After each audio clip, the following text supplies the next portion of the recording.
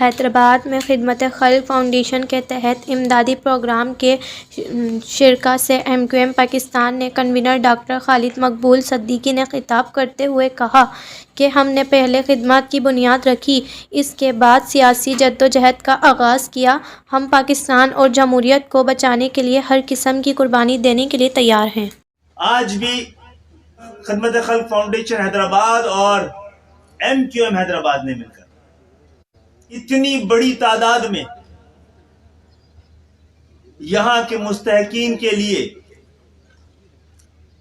امداد جمع کی ہے، کیونکہ یہ ان کے فرض میں شامل ہے۔ ہم اور یہ گھروں سے نکلے اسی خدمت کے لیے ہیں۔ مجھے کہنے کی اجازت دیجیے، یہ جو امداد جمع کی گئی ہے یہ ایک تحریک، ایک تنظیم نے کی ہے، لیکن یہ ملے گی سب کو۔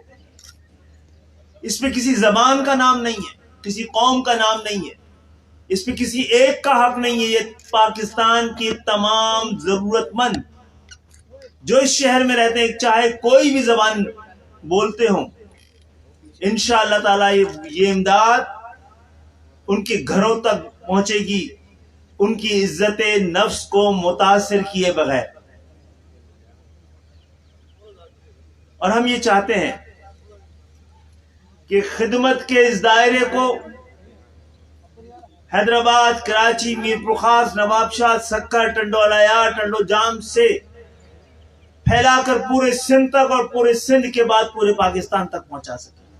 اور ہم نے کسی حد تک کر بھی لیا تھا۔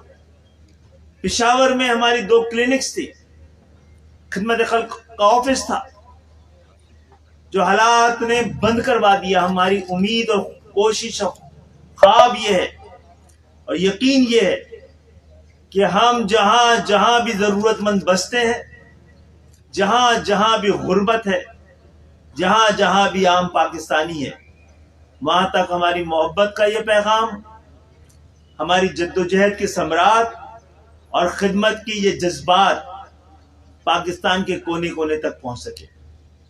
میں آج کے اس پروگرام میں، جس کا مقصد محض خدمت ہے اور ثواب کمانا ہے، کوئی سیاسی گفتگو کر